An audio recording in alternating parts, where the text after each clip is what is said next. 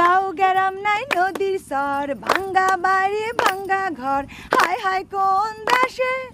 কোন ঘরে দিতাছে বিয়া আমার ননদিরে হাই হাই কি হইব জাইতুনের হায় হায় কি হইব জাইতুনের অনেক ভালা ঘরে থাকবো আপনার ননদি ভালা ঘর না পচা ঘর গায়ে 200 ডিগ্রি জ্বর হায় হায় জীবন জৈবন শেষ হইল কপাল পুরলো আমার ননদি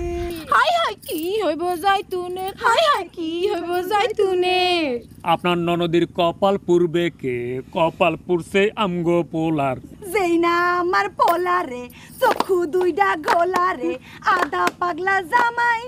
লইয়া জলে ডুবছে আমার ননদির হাই হাই কি হইব জাইতুনের হাই হাই কি হইব জাইতুনের হায় হায় কি হইব দুলালের হায় হায় কি হইব দুলালের হায় হায় কত বড় সাহস আমাকে পোলারে কয় আধা পাগলা পোলার আরো দোষ আছে রাইতে বেলা ওডে গাছে সোরা জামাই লইয়া হাই হাই জেল খাটতে হইব আমার ননদি হাই হাই কি হইব জাইতুনের হাই হাই ও রফিক ভাই কি হইব জাইতুনের হাই হাই কি হইব জাইতুনের আরে আরে আমি কি জানি ধরো ও রফিক ভাই হাই হাই কি হইব জাইতুনের হায় হায় কি হইব দুলালের হাই হাই কি হইব জাইতুনের কাকা রাত বাড়তাছে অন বইতে লাভ কি ব্যক্তির খাওন দিয়ে দেই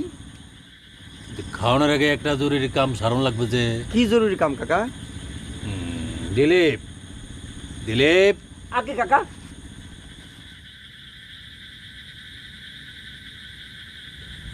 আসনের সময় ওর সঙ্গে করে নিয়ে আইছি কেন ওনার আনছেন কেন ঝামেলা বিয়ার আগে সেরে বলো নি ভালো বিয়ার পরে ঝামেলা হইলে সংসারে অশান্তি হয় আমি তো কিছু বুঝতেছি না কাকা পোলাবার মানুষ তোমরা এগুলি বুঝবা না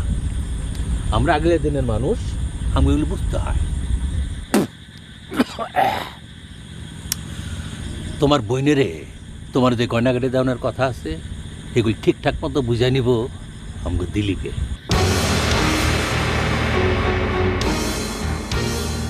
দিলীপ দাতে কর্মকার ও 14 গোষ্ঠী সোনার উপর কাম করে হাতে গয়না নিলে বুঝবার পারে কোনটা আসল কোনটা নকল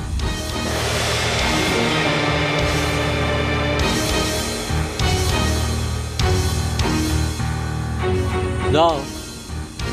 গয়নাগুলি নিয়ে আসো